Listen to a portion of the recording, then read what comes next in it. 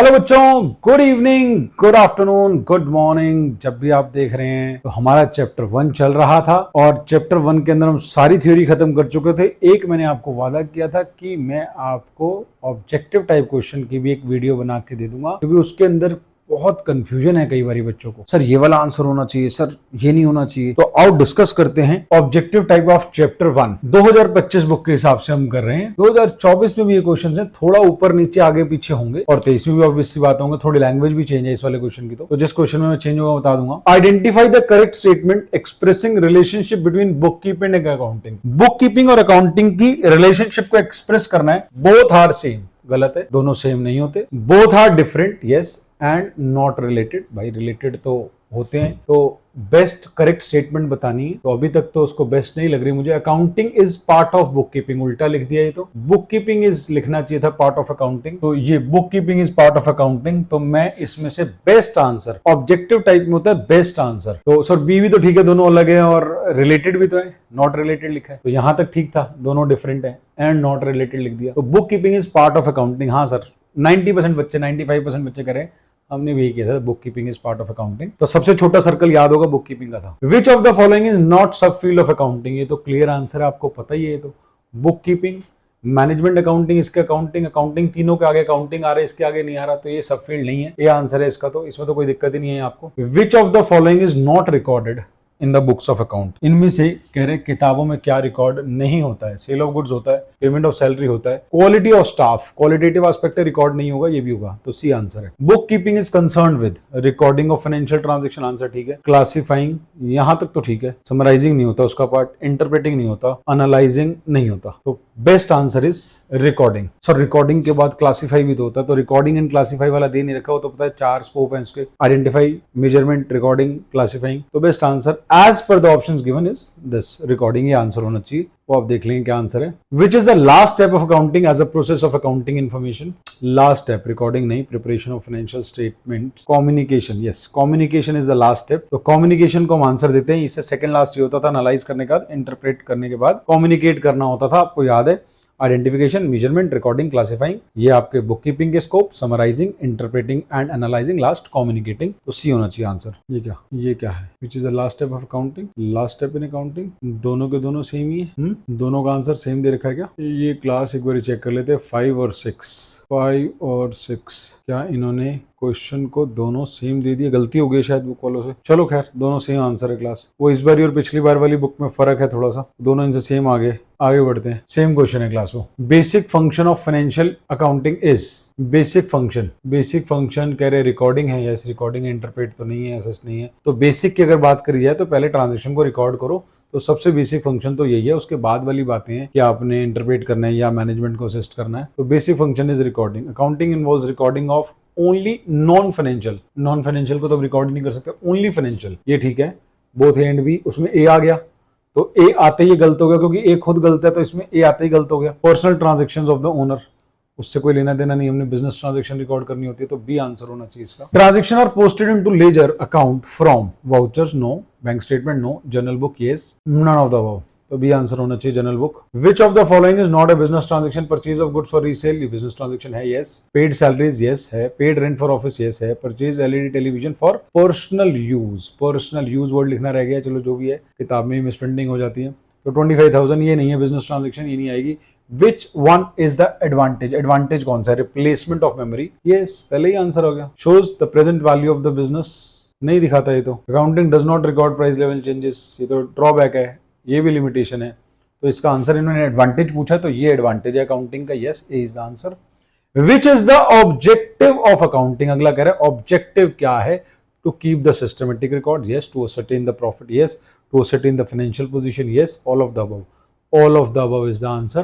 Which of the following statement is incorrect? Accounting is concerned with non-monetary transaction. क्या बदतमीजी है, नहीं गलत है। इनकरेक्ट बोल रहा है। अच्छा हाँ, एक मिनट रुक जाओ, इनकरेक्ट बोल रहा है भाई। नॉन मोनेटरी, इनकरेक्ट कौन सी है? तो ये तो इनकरेक्ट ही हुई। Accounting is concerned with non-monetary transaction. Accounting is a science as well as an art, yes. Transaction that can be measured in terms of money are recorded in the books of accounts, ये भी ठीक बोल रहा है। Accounting is concern with past as well as future events, ये थोड़ा सा गलत है, थोड़ा सा ठीक है, पंगा डाल दिया इसमें इन्होंने। ए और सी दोनों आंसर ठीक लग रहे हैं। Accounting is concern with non monetary transaction, ये गलत स्टेटमेंट है और इन्होंने गलत ही पूछी है, तो यही आंसर है, क्योंकि ये आधी ठीक है और आधी गलत है, इसलिए मैं इसको ठीक आंसर नहीं दे रहा। सर फ्यूचर से, हाँ क्योंकि मैं कह सकता हूँ फ्यूचर से भी रिलेटेड है, क्योंकि आपने डिसीजन मेकिंग तो जो लेनी है वो फ्यूचर की लेनी है ना, तो कंसर्न तो होगी, अकाउंटिंग का देख के डिसीजन मेकिंग तो लेती हो ना भविष्य के लिए, तो उस सेंस में थोड़ा कंसर्न हो गई।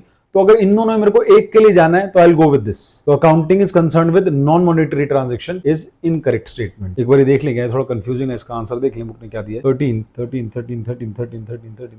का ए, ठीक है जी, 13 का ए दिया इन्होंने। चलो आगे 14, identify which following statement is associated with accounting. It is concern with recording of transaction, yes. It educates how accounting records are maintained. It is an art of recording the financial transaction, analysing. ये भी यार क्या बात है, सारे answer है। All of the वो भी नहीं, it is an art of recording, then summarising और preparing the financial statement, analysing, communicating. इसमें सब कुछ है, ये सारा कवर्ड है इसके अंदर, ये सारा कवर्ड है, अकेले में सब कुछ कवर हो रहा है ऑलमोस्ट। तो डी आंसर देके आएंगे हम। तो थोड़ा सा कंफ्यूजिंग है, सारे ठीक थे लेकिन ये बेस्ट आंसर है क्योंकि इसमें सब कुछ कवर्ड हो गया। तो कई बार ऑब्जेक्टिव टाइप बड़े कंफ्यूज तरीके से बनाते हैं बच्चों। Which of the following is not an internal user. Board of director, managers, employees, none of the above. कौन सा इंटरनल नहीं है? बोर्ड ऑफ डायरेक्टर्स तो मैनेजमेंट का ही पार्ट है, मैनेजर भी मैनेजमेंट का ही पार्ट है। Employees, employee is the answer. Employee external user होता है तो एम्प्लॉई आंसर हो गया। कंफ्यूजिंग है ये, बच्चे इस पे और इस पे दोनों में कंफ्यूज हो जाएंगे। मैनेजर को भी एम्प्लॉई मान लेंगे तो कंफ्यूज हो सकते हैं, तो एम्प्लॉइज आंसर दे के आना है। सर मैनेजर भी तो एम्प्लॉई होता है, मैनेजमेंट का पार्ट है वो। जब आंसर देखना ऑब्जेक्टिव टाइम, बेस्ट आंसर कौन सा है, अगर ये ना होता ओनर्स लिखा होता इसकी जगह, फिर मैं मैनेजर को दिया था आंसर, फिर बेस्ट आंसर मैनेजर हो जाता कि मैनेजर भी एक एम्प्लॉई होता है। तो ऐसे गेम खेलते हैं क्या ऑब्जेक्टिव टाइप? तो गेम ही अलग निराली है भाई, बड़े मजेदार गेम है वो। तो अगर यहाँ पे मेरे को कोई सी ऑप्शन ओनर की दे दे और बाकी सारी सेम हो तो मैं इसको आंसर देंगे कि manager is one of the employee. लेकिन अभी मैनेजर मैनेजमेंट का पार्ट है क्योंकि मेरे को ऑप्शन उससे बेहतर बैठी हुई है। Choosing the best out of the 4 is the objective type. Choosing the best, दो सही आंसर हो सकते हैं, उसमें बेस्ट भी कई बार चूज करना पड़ता है। Limitation accounting ignores qualitative, correct answer. Ignores, correct answer. Involve subjectivity, correct answer. All of the above सारी करेक्ट है। Limitation of accounting ignores qualitative,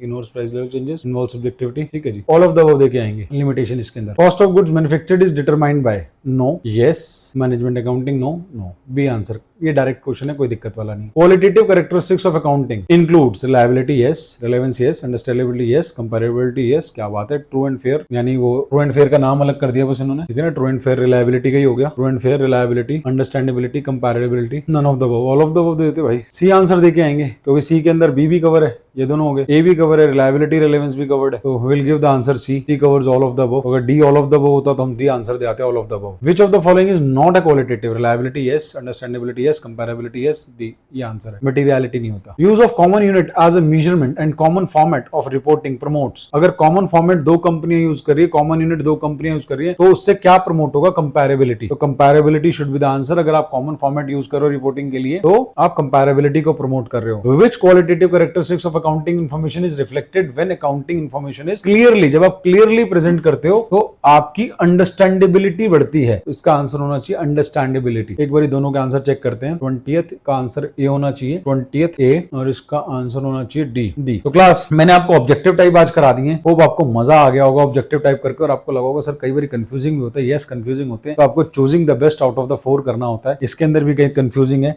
हम फटाफट से देख लेते हैं कंफ्यूजिंग वाले कौन कौन से थे। एक बार जैसे ये दोनों अच्छे थे, ये दोनों कर लीजिएगा, स्टार मार्क कर लीजिएगा। ये ओके है, ये ओके है, ये ओके है। लिमिटेशन वाला तीनों दे दी। एक आंसर ये था एक कंफ्यूजिंग, आपको इंटरनल लग रहा है, ये आपको एक्सटर्नल लग रहा था, एम्प्लॉय लग रहा था, लेकिन बेटर आंसर एम्प्लॉय बैठे हुए, तो हमने मैनेजर को मैनेजमेंट का ही पार्ट माना है। तो आंसर हमने सी दे के आए। एक बार 15वें का भी चेक कर लेना, सी आंसर है ना, 15 सी, ठीक है जी। 15 हमारे अकॉर्डिंग भी वही कर रहे हैं जो हम कर रहे हैं। Choosing the best out of the 4, तो आइडेंटिफाई द फॉलोइंग, ये भी मजे ले रहे हैं। तो इसमें भी सारे आंसर थे, तो हमने आंसर दिया था भाई डी। तो एक बार देखिए आंसर 14 का हमने पता नहीं पहले देखा नहीं देखा, 14 डी, 14 का भी डी है इनका, ये भी कंफ्यूजिंग सा था, सारे ठीक दे रखे थे। विच of the following is incorrect. Accounting is concern with non monetary, यहाँ ये भी कंफ्यूजिंग था ए और सी में, तो इसका आंसर हम देख चुके थे, हमारे अकॉर्डिंग भी ये था, इन्होंने भी ए दिया है। चलो बाकी आप देखना आगे, आपको ट्रू फॉल्स दे रखे हैं, ट्रू फॉल्स आपको समझ आ जाएंगे। कोई ना समझ आए मुझे मैसेज कर देना, नंबर आपके पास मेरा है, ठीक है जी। और या आप कमेंट कर दीजिएगा सर ये वाला क्वेश्चन हमारे को समझ नहीं आ रहा है, तो घर से देखें। असर्शन रीजनिंग बेस भी दे रखा है और ऑब्जेक्टिव टाइप अब आपको पता है आगे भी आने हैं सीयूटी में, तो करते हुए चलें। तो असर्शन रीजनिंग ये सारा खुद कर लें, आपको सारा चैप्टर पढ़ा दिया है। जो उनसा आपको डाउट है वो मेरे से आप डाउट पूछेंगे।